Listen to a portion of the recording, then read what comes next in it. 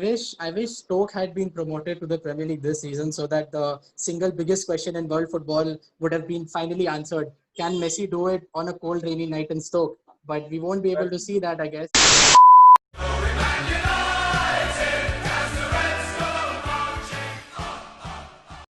So hello guys and welcome back to another discussion video. It's your boy Zohaib and Salman from the United Plate as usual. And today we are joined by a very special guest, Yash. He has a YouTube channel which goes by the name of YJR. I have left a link to his channel in the description down below. You should definitely check that out. He posts amazing football analysis. His videos are insightful and funny at the same time. So you should definitely check that out if you haven't already. So Yash, thank you once again for joining us. It means a lot. We are going to discuss a couple of things about Manchester United. So without further Okay. ado, let's get started, shall we? Yeah. All right. So my first question is, what do you make of United's season? We've had a topsy-turvy season. Yes, we've had our ups and downs. You know, it was a rough start to the season, but we ended third, and that I guess was our ultimate objective throughout. So do you think this was a good season for United given the squad that we have, or do you think that this squad was capable of achieving a lot more? I'll go to Yash first.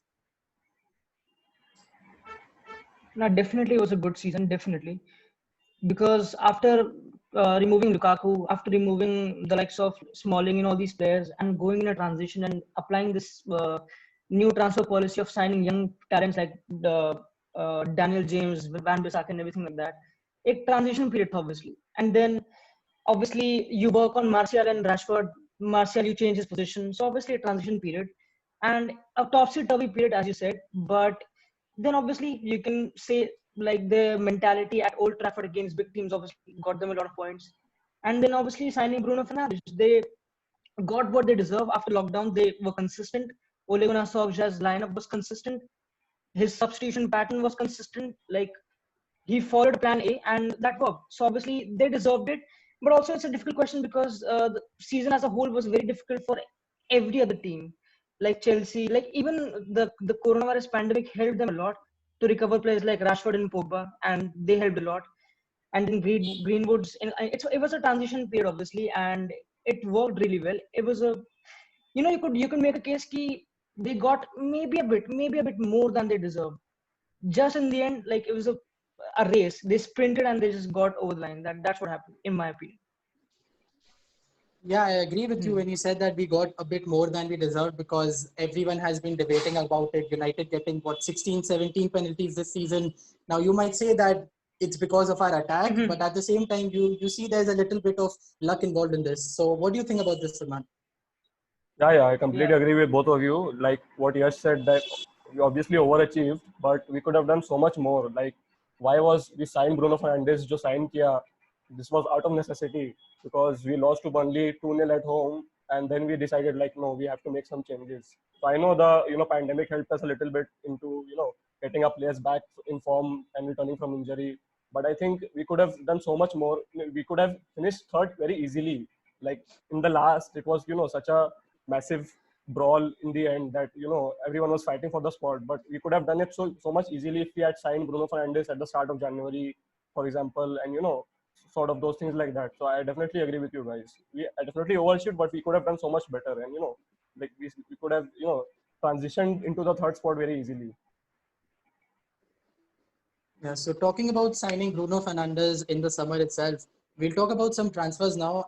United, as we all know, have been linked with Jadon Sancho for a long, long time now, but there just doesn't seem any end to it. You know, previously reports suggested that the deal would be finalized in a couple of weeks, and now Dortmund want the full 120 million, which United are unwilling to pay. So, yes, tell me, do you think United should continue their pursuit for Jadon Sancho, or should we look for other better, cheaper options like Kingsley Coman? And not only a wing position, we should invest that money into strengthening our defense and our midfield.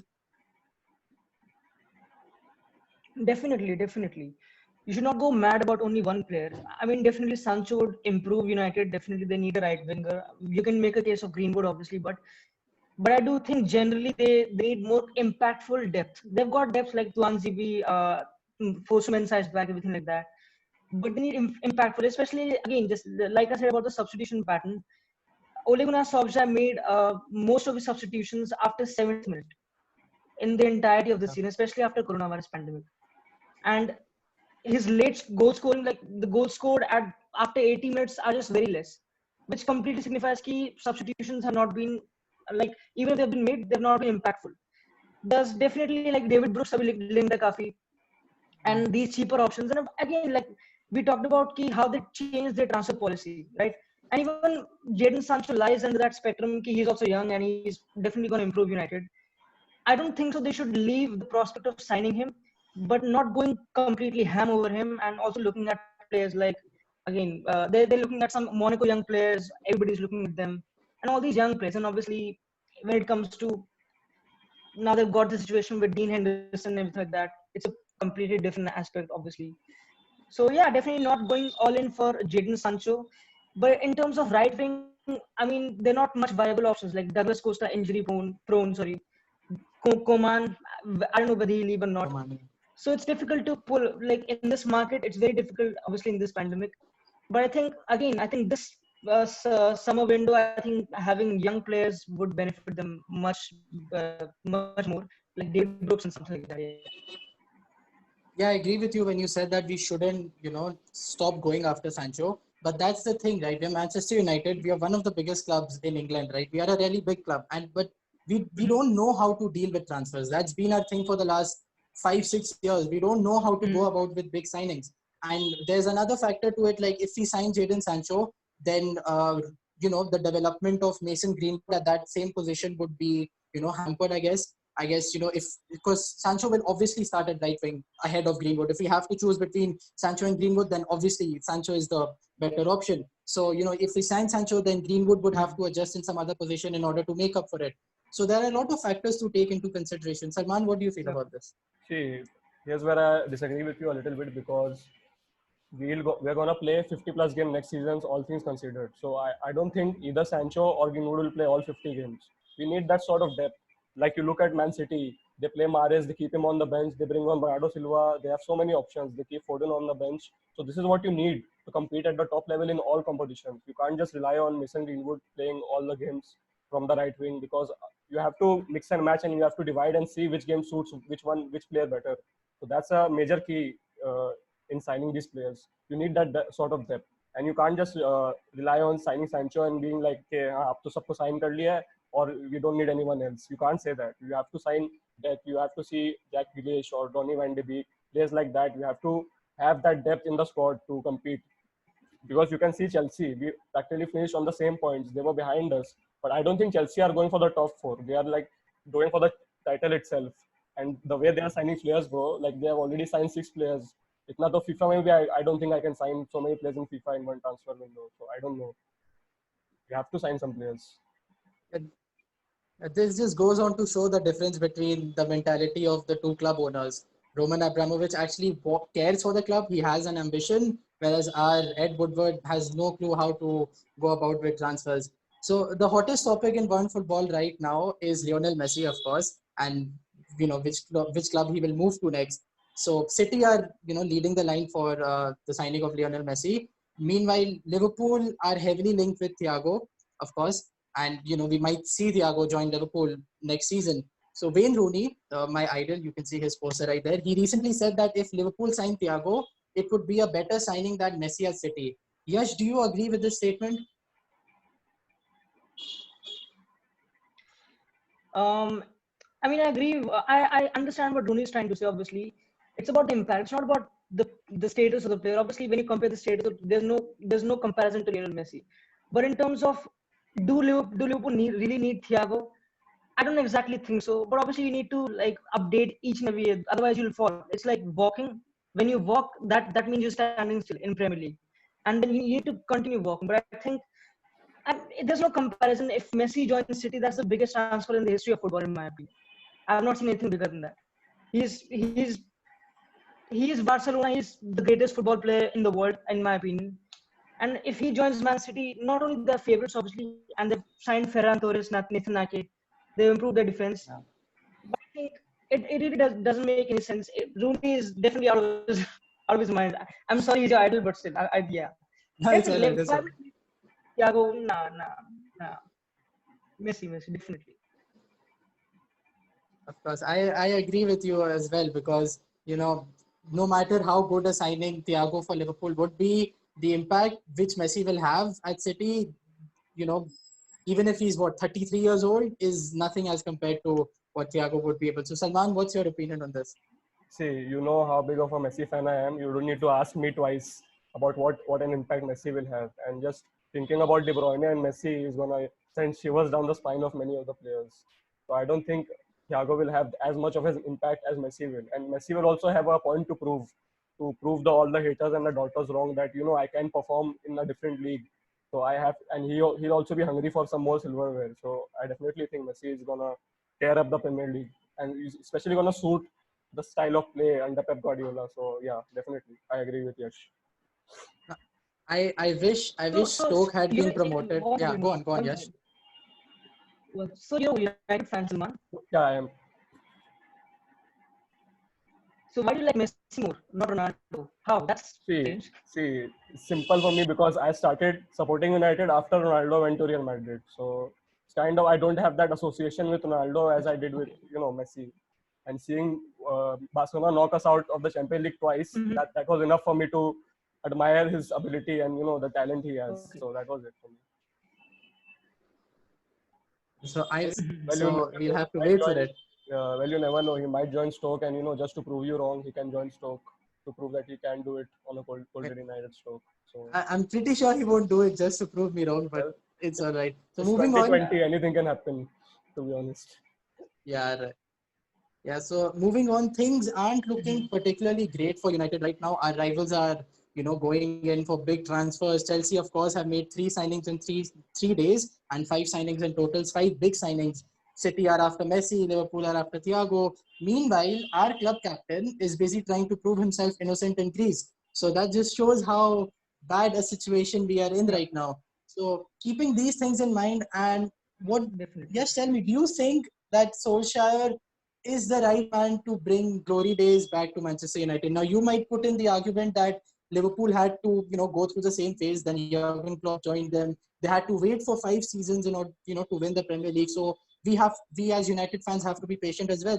But then there's a huge difference here. Liverpool was taken over by Jurgen Klopp, who already had taken Borussia Dortmund to the Champions League final. And if I'm not wrong, he won the Bundesliga with Dortmund as well. So he already knew what it takes to be at the top. Mhm. This season, we've seen that United lost three semi-finals in a single season. And in our semi-final against Chelsea, there were some Uh-huh. decisions which I think Solskjaer made some wrong decisions, not starting Pogba, Martial. So do you think that, of course, he has a lot to learn? He's just joined United, but do you think that he is the right man to bring glory days back to United, or is he just good enough for the transitional period, as you said? No, I think as a hierarchy, if I'm United's board, I'm believing that Ole Gunnar Solskjaer is the right guy. Especially if you look at Lampard, the way Abramovich and Marina Granovskaya, they're all backing Lampard. There's no guarantee that Lampard will deliver everything. When you bring a 36-year-old defender, Thiago Silva, you mean like you want to really win something, especially in this era of Liverpool and City. So it's about believing, and I think, I do believe, like I used to believe like managers are so important, which they are obviously, but the moment United signed Bruno Fernandes, everything changed. So it's mostly about the players, in my opinion. It's mostly about the players, but if you look about, like, if he develops players, definitely yes. He is a player developer. He's been at Molde for 10 years. He has known United, obviously, and I think right now is the time you should not look at players like manager status and everything like that. They can develop things, and again, especially as you work with like Martial and Rashford, invocating Brandon Williams, Mason Greenwood. There's a transitional period, and he deserves credit. And for that, I think he deserves backing and full confidence. And I think, again, it's a very difficult question to answer whether he would be the right man or not. But I think in terms of believing, I think United should go all in for him. And I think there's no such thing as transitional period when a manager has, like, brought his team to a European Cup final, especially Europa League, whatever. But I think he's done well. I think he deserves respect. I think he deserves belief of the board and everything like that, which we're not seeing because they've not made any signing except for Dean Henderson. So I think he deserves respect. I think he could be the guy. You never know. You never know. I like to believe in things. Yeah, so I already know what Salman would say in response to this question, because he's being, a huge Solskjaer fan all throughout. Whereas I, on the other hand, I'm always a bit skeptical about certain decisions that he makes. But at the end, I have to admit that he's done a good job at United, given the squad that we have, and he's really. You can say that he has proved a lot of his haters wrong in a certain sense, but there is a lot for him to prove. So Salman, what do you think about this?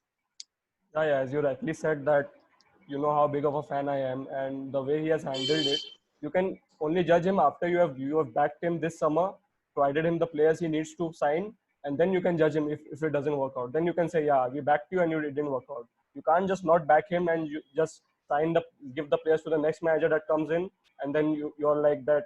Okay, now you have to perform. You can't do it like that. You have to back the manager 100%. Like the same thing they did with Jose Mourinho. He wanted Maguire. They were like, no. Then they signed Maguire only in the end. So what was the point of not backing him? If you want the manager to succeed, you have to back him 100%.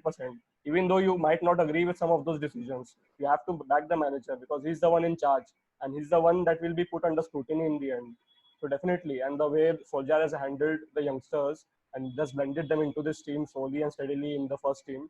So that is very commendable. No other manager was doing that before him. So I really think we should give him the time and the backing that he needs to succeed in this club. Right. So that's it for today. We had a very good discussion, and once again, Yash, thank you so much for joining us for today's episode.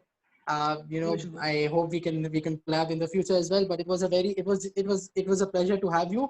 So yeah, we'll end on this note, and we can just hope that the next time we actually come up with a video, United are in a much better position than we are at right now. So thank you guys for watching once again, and we see you guys soon.